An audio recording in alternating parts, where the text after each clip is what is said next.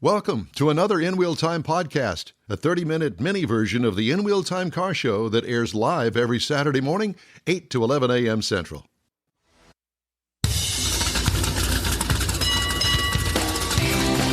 This is the world's favorite place to go for podcasting and live streaming. It's the In Wheel Time Car Talk Show. Ahead, NHRA top fuel driver Justin Ashley. Mars has This Week in Auto History, and we'll get you caught up on the stories making automotive news headlines this week. Today's program sponsored by Mecum Auction, Houston. Today is the last day at NRG Center. Howdy. Along with Mike out of this world, Mars, we always need more Jeff Zekin. I'm Don Armstrong. Glad you could join us on this Saturday. And Eclipse edition. Well, yeah, the pre-Eclipse edition. Pre-Eclipse. Not the Mitsubishi. No, what? Not the Mitsubishi Eclipse. No, it's not the Mitsubishi. They don't make that anymore, I don't believe, do they? I don't know. I don't think so. What do you mean you don't know? You're the car god. You should know that. In that case, they don't make it because it's a... Never mind. Watch next week. You're going to have one to drive. Yeah, an old one. Yeah. Justin Ashley, how are you, sir? I'm doing great. Thanks for having me on, guys. I appreciate it. How are you doing? Well, I'm doing just fine. We all are doing just fine. How did you qualify? Where are you? So we are 9. So we ran one run yesterday. We'll have 2 more today. So right now we're sitting 9th. We'll see if we can improve upon that this afternoon. How's the season going for you? It's been pretty good. So we raced 2 races so far. Yep. Went to the quarterfinals in Gainesville. And then ironically, we went to the NHRA Winter Nationals in Pomona, made it all the way down to the finals, where we were supposed to race against Tony Schumacher. And something that I've never seen in California happen all of a sudden, it started hailing. So what they decided to do is push the race to this weekend, actually this afternoon. We'll run the final round of the NHRA Winter Nationals in conjunction with the NHRA Arizona Nationals. So a lot on the line for us today. How in the world do you prepare to run a final round from something that happened a couple of weeks ago in Pomona? How do you do that? How do you mentally do that? Oh, my God, this is my final round at Pomona. Not, but it's a final round in Phoenix. Yeah, we'll move it. It's tricky. It's a weird situation because it's so rare. You don't get to do something like this only so often, if you ever get to do it all. Ironically, we had the same thing or something very similar happen to us last year where we didn't finish the race in Epping. We finished the race, the Epping race itself in Bristol. So we ran 2 races in one, and we happened to win both of them. So we have some experience, but nonetheless, I mean, I think you just have to treat it like every other round because there's only so much that you can do. It kind of stinks, guys. I mean, to be honest with you, it's tough to wait that long. But it's certainly better than the alternative, which is not to be in the final round at all. Well, so we'll take it any way that we can get it. There's no doubt about that. The other thing is that at least you're going to have some qualifying before you actually run the race from a couple of weeks ago. Yeah, I think that's really helpful. I think without that, it'd be a very difficult thing to do. But we'll have 2 qualifying runs for Arizona before we actually get to race that final round for Pomona. So that should hopefully give us a good foundation, hopefully give us a good baseline going into that final round. Yeah. Well, what do you feel about the track that you've been down once already? I think it's really good. You saw, we did okay last night. I think we certainly wanted to run a little bit better. But nonetheless, you saw a lot of cars go down the racetrack and run really fast, high 360s in top fuel and mid to high 380s in funny cars. So the track is really fast. The track surface itself is really good. And in conjunction with the weather here that's been relatively overcast, relatively cool, I think you're going to see a lot of really fast times throughout today and then throughout race day tomorrow as well. Yeah, well, that was my question because you've qualified 2 weeks ago. The final's not going to be run, but you've got all the water grains, you got the ambient temperature, you got track conditions, and then, okay, we're going to move.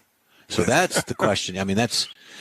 that just is not an easy thing to do, especially mentally. For me, I can only imagine as a driver what you go through and going, okay, now this is the this is the final.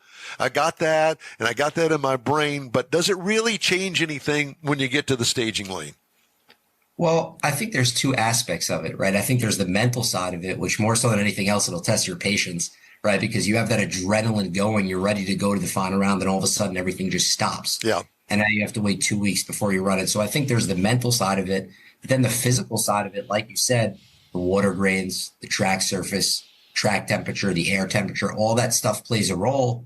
And to be honest with you, I think our relationship with Toyota Gazoo Racing North America helps us with that a lot, because they have engineers on site at all these different tracks that help us get the data and information that we need when we go place to place. So for us, we're fortunate to be a part of that Toyota family and have that relationship. And I think for us, that gives us a healthy advantage and something that we need, and gives us something to help to tune off of and build that foundation for us. Did you change any team members over the winter break?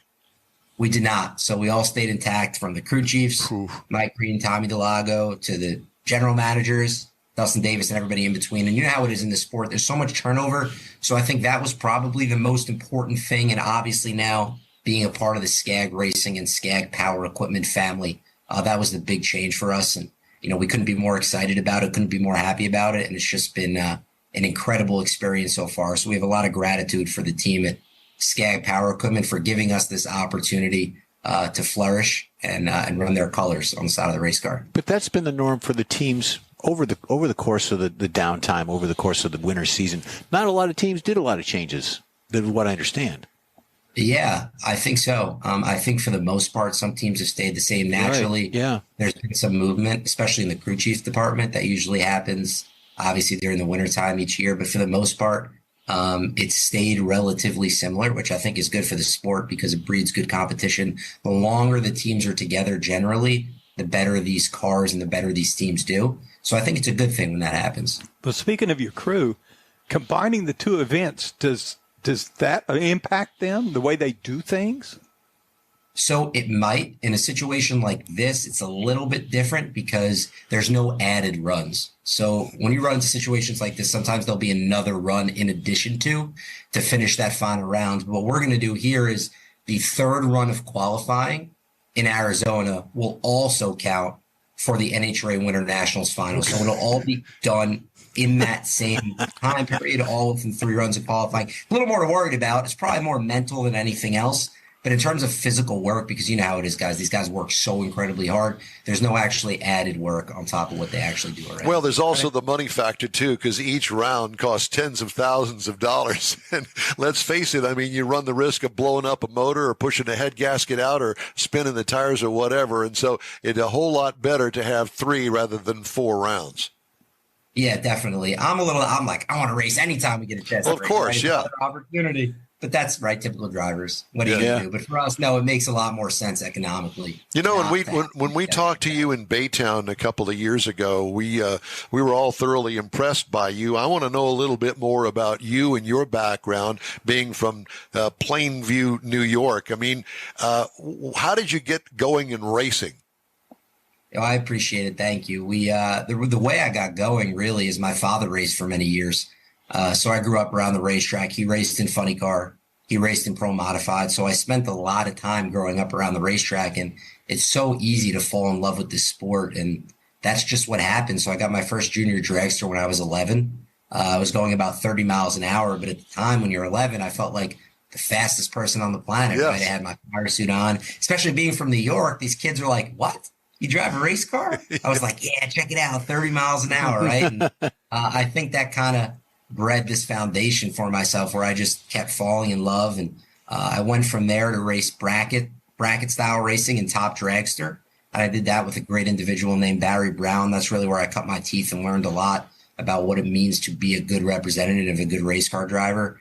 From there, I raced in top alcohol dragster, had a great experience, won a few races there, and then was fortunate to partner with Dustin Davis and move into the top fuel ranks. So it was just a natural progression.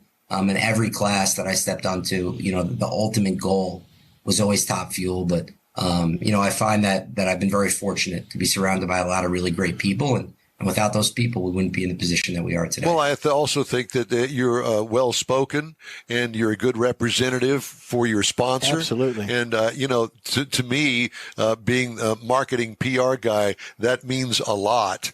And I can tell you that it's very impressive what you do because, let's face it, you've got thousands of guys that would give anything to be in your shoes. And some of them, rightly so. I mean, they're very good race car drivers, let's face it. They are. And I think gratitude is so important because I have if you ask me, I have the best job in the world. I mean, I get to do something, like you said, that so many people would love to do. And I'm very appreciative. I feel very blessed to be able to do what I do, because who else gets to strap into a race car and go over 300 miles per hour in under 4 seconds? There's so many people that would love to do what I do. And, I think the beautiful part about our sport is that it's not about me. It'll never be about me. It's about the team. It's easy to see the race car roll out there and do what it does, but it's about what it takes from a team to actually put the car in a position to go down the racetrack and do what it does. So I love the team aspect of it. And like you said, I'm really fortunate to be able to have this opportunity to be able to drive this race car. I have to tell you, I'm sorry. I was going to say, from being from New York, do you still live there? You still have a residence? You go back? How's that work? Family? I do.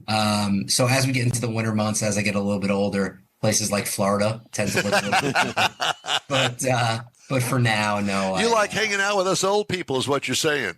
I don't know about old. You and I clearly have different definitions of old. Yeah. But I love going to Florida, but I am still in New York. I was born and raised in Long Island, New York, and I'm still there. Very nice. I don't remember what I was going to ask you.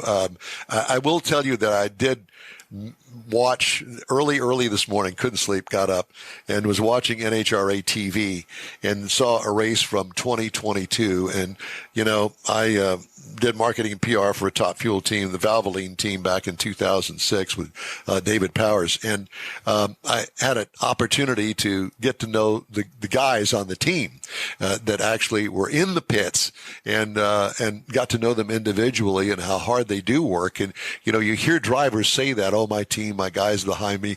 But the only view that you get at home watching on television or going to the race are the guys that come out there from the pit with the car, and they're doing each one doing their own job, thrashing to get the car staged up there on the starting line. And that's just a brief glimpse of what they do, because once that car gets back to the pits, I mean, it's gloves off. Everybody is all over that car, and it's a concert, if you will, of getting that car completely torn down and then put it right back together again and take it out racing again. People don't fully understand that.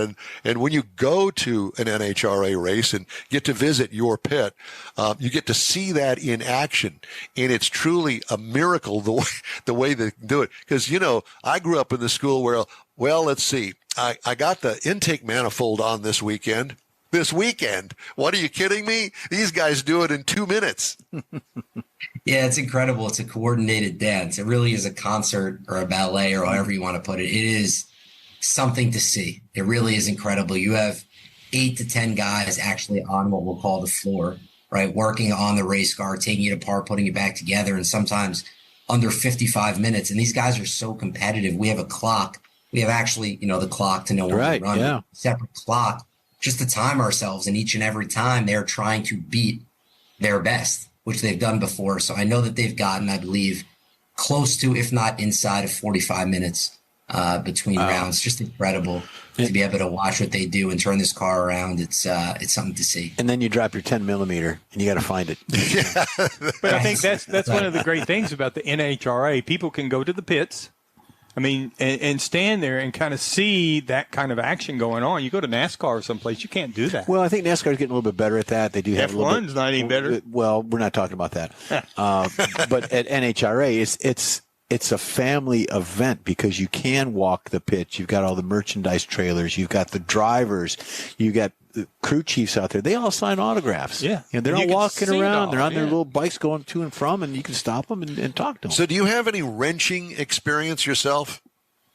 I do not, to be honest with you. Actually, what's fascinated me about racing, there's the engineering and the wrenching side. There's the driving side. But I've always been on not only the driving side, but the business and the sponsorship side. Well, that's me. Marketing and PR. I have wrenched on my cars, but that was a long time ago. And today I'm pretty much lost. I get the general idea of how an engine works. I got that from my dad, but everybody has a job to do. And when you get to your level, on the pro level, it's at a much higher level across the board. I know that we had mechanics on the Valvoline team that had been mechanics for years and years and years. We had a clutch guy that flew in from San Antonio to wherever we were. He was the clutch guy. That's all he did. And he was very good at his job. And I know that you've got the guys just like the parts washer.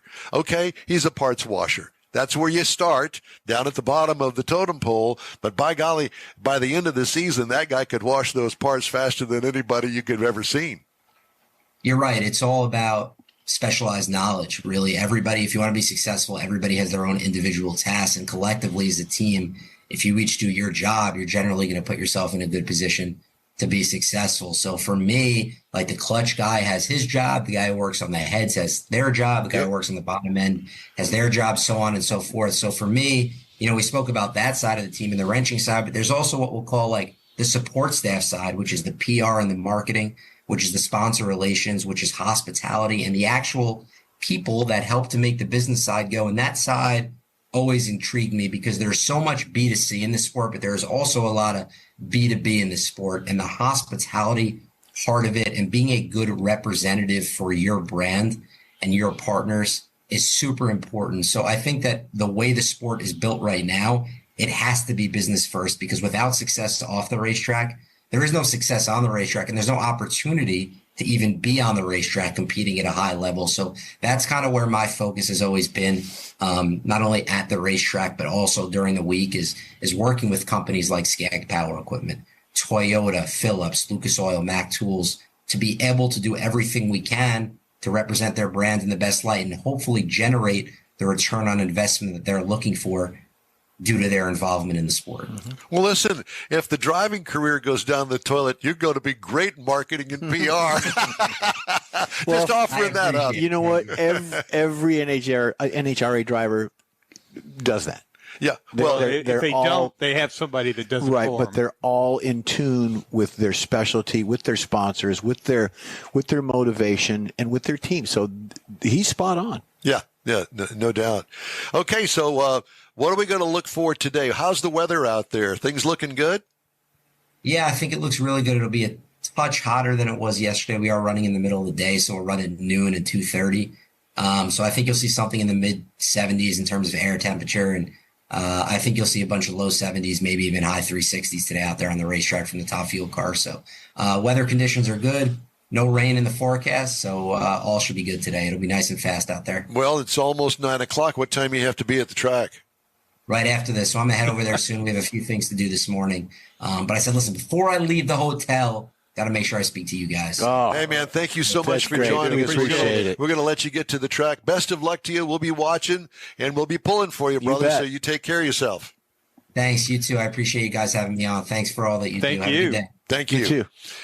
Justin Ashley. Yeah, he's with the Skag. It's always fun to Top talk Fuel to the team. young guys like Yeah, that. we talked to him, like I said, at Baytown. Yeah. Same down-to-earth, young individual, goals set, goes fast. Well spoken. Mike wants to be like him. Yeah, And he's got Mike Green, very successful crew chief, along with Tommy Delago. So those guys, they know what they're doing there. But not only that, they've got all the other teams they can bounce information off of. And The Toyota Yeah, bunch. well, yes. yeah. absolutely. Yep. That makes a big difference. All right, so we've got a choice here. This is the Armstrong choice wheel. Okay. Spin the wheel. So are we going to do Mars 10 microcars, or do you want to do Mars auto history? Well, What's that's time up we to got? Mars, because it Well, sounds like it's a Mars day. It is. The microcars will take a little bit longer. Okay. Well, then now's the time. So what do you want to do? Perfect. Let's do We the microcars. Let me- So let me- Mars has a little feature that he's going to do on microcars, 10 microcars. Yeah, it's kind of in between cars. I'm doing car reviews, so we decided to come up with something here. Okay. So the micro cars, we're talking about smaller cars. Now, just to set the stage, this first one is a 2025 Mini Cooper, and the reason is that so you kind of get an idea what we're comparing things to. This vehicle is 12.7 feet long. I was going to say 10, but 6.4 feet wide and 4.6 feet tall. So it's like 2 Don Armstrongs long. that's right. It's a pocket racer. All right. So we'll go over here. Let's go to the next one, number 10. Now, this is the Scion IQ. Now, it's 10 feet long and 5 Scion. foot They don't. wide. Wait a minute. They don't make Scions anymore. Well, I know. Some of these cars are out of European. production. Okay. And a lot of the European cars are even that smaller. car is really, really ugly. And it's 10 feet long, 5 feet wide, 2-seater, disguised as a 4-seater. And It's disguised as a semi-truck. it had 98 horsepower. So then we come to the Fiat 500. Now, not the Fiat 500 you see these days. Not the one your mom told you about. Yeah, that's like 12 feet long. Now, this is the early version. It was actually made from 1957 1975, and it's 9 feet 9 inches long. And it ran on a 479 Have you ever been in cubic one? inch engine. Oh my I've God. seen one in California It on the is freeway. so tiny. I'm 6'1". I don't even know how I got in the car. I this certainly is- had a hard time No, getting out. it's like they got 12-inch wheels on. This is a 5-passenger. No. All right. And then we get to the Hatsu Fellow Max. Daihatsu. Daihatsu. Yeah. Oh, there This you go. was less than 10 feet long, a little more than 4 feet wide, but it had a 356 cubic centimeter Nobody cares. engine. It's got a mole on the hood there. It's smaller than most new Honda motorcycles. That's a skin Engines. tag. That's a skin tag. Then the Mahindra E20. We're moving on. Mahindra, they make tractors, tractor, don't yeah. they? Yep. And there it's just The E20 Mahindra- measures 129 inches long and 59 inches wide. What's the wheelbase? 6? 129 inches. So it's a little bit longer. Oh, okay. That's ugly too. But we're going to step over here to the Reva. I think that's how you say it. G-Wiz. Reba, like is in Reba McIntyre? R-E-V-A. Oh, Reva. G-Wiz. It's less than 9 feet long. Oh. It's built in India. It's an electric car. It's supposedly It looks like a size 5 shoe. well, supposedly it would hold 2 adults and 2 children and No. carry 600 pounds. I would say but tub it out. but it would only go 50 miles an hour and Put it'd a go blower 48 on it. miles on a charge. Dude, can you imagine going around the corner in that thing would tump over? Then we get to the Renault Twizy.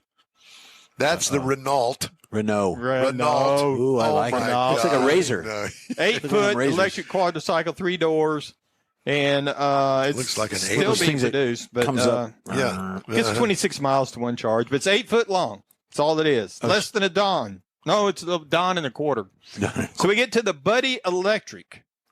Now, this was produced and sold in Norway. This car is 8 foot long. And it comes with a Norwegian accent. And it's supposed to. Hooty-hoo. It's got the little baby cone. Yeah, it sits the cone. 3 people on a bench seat. Oh my God, a buddy. Yep, and it will have Oh, a your range buddies if of you sit with that one. 49 miles, and it takes 6 hours to charge for 49 miles. Okay. That is Getting really- to the commuter cars Toga. commuter cars Tango. This vehicle is 3 feet wide. Oh, we got more. And I it's thought we 8 were foot done. long. No, we got 2 more. Okay. Um, Ooh. Oh my God. and you can charge it on your dryer outlet. Now, the number 2 is Looks like the a dryer. Myers Sparrow. This is a 2-door hatchback version. It's like a high heel shoe. It's 8 foot long. It's a 3-wheeler. Top speed is 70 miles an hour. It'll range to 60 miles. Downhill. I have a red pump that looks just Yeah, like that. that's what I was thinking. Put your hairy leg in it. Look good. And then we get to the one, the Peel P50. What? P50 is 54 inches long, 41 inches wide.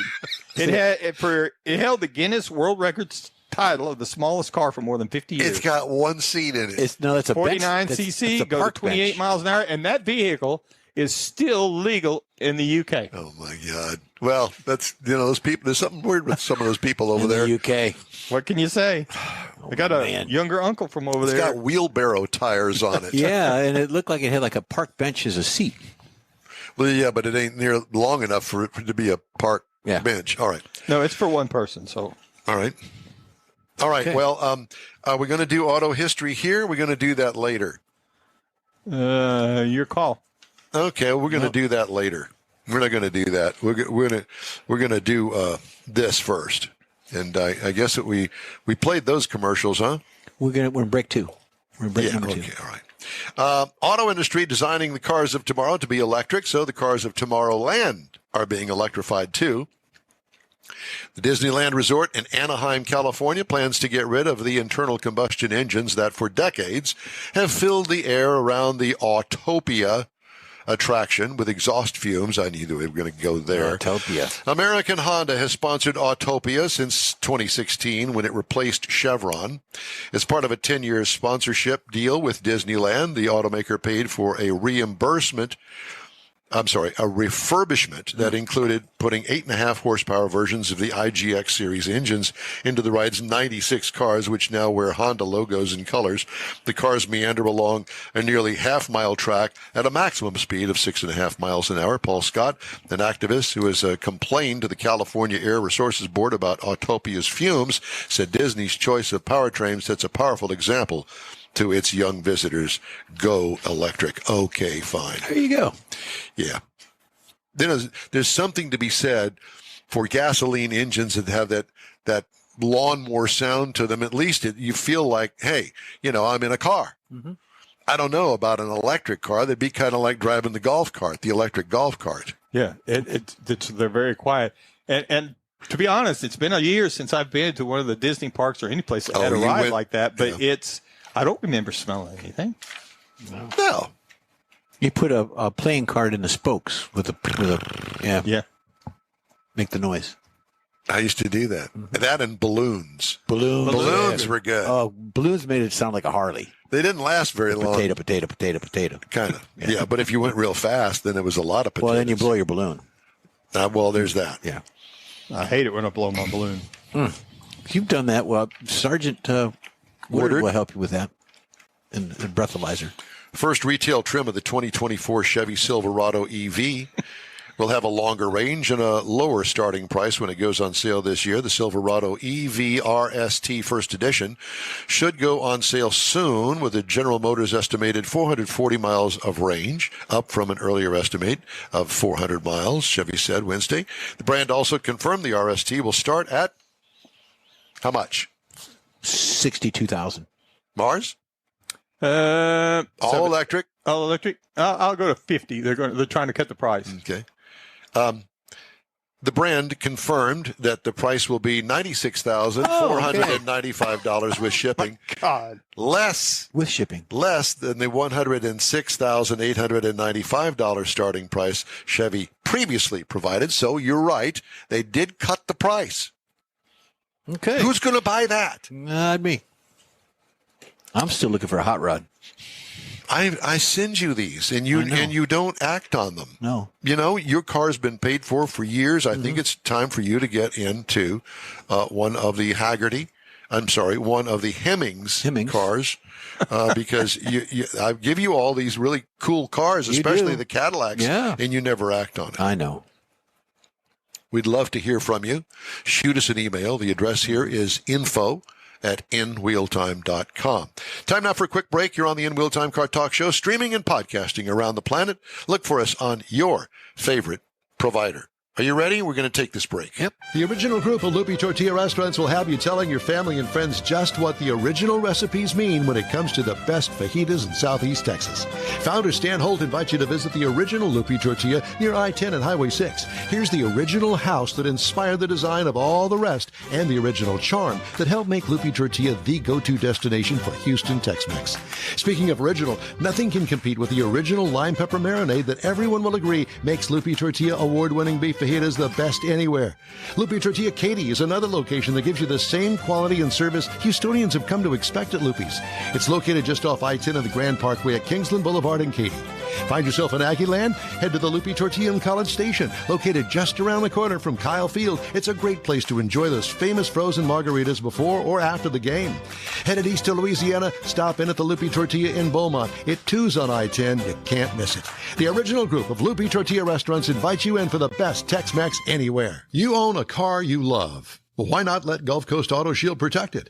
Houstonian John Gray invites you to his state-of-the-art facility to introduce you to his specialist team of auto enthusiasts. We promise you'll be impressed. Whether you're looking to massage your original paint to a like-new appearance, apply a ceramic coating, install a paint protection film, nano-ceramic window tint, or new windshield protection called ExoShield, Gulf Coast Auto Shield is where Houston's car people go. Curbed your wheels? Instead of buying new, why not have them repaired? How about a professionally installed radar detector? Gulf Coast Auto Shield does that too. Get a peek inside the shop and look at the services offered by getting online and heading to gcautoshield.com. Better yet, stop by their facility at 11275 South Sam Houston Tollway, just south of the Southwest Freeway, and get a personal tour. Gulf Coast Auto Shield is your place to go for all things exterior. Call them today, 832-930-5655 or gcautoshield.com. That's it for this podcast episode of the In Wheel Time Car Show. I'm Don Armstrong, inviting you to join us for our live show every Saturday morning, 8 to 11 a.m. Central on Facebook, YouTube, Twitch, and our InWheelTime.com website. Podcasts are available on Apple Podcasts, Spotify, Stitcher, iHeart Podcast, Podcast Addict, TuneIn,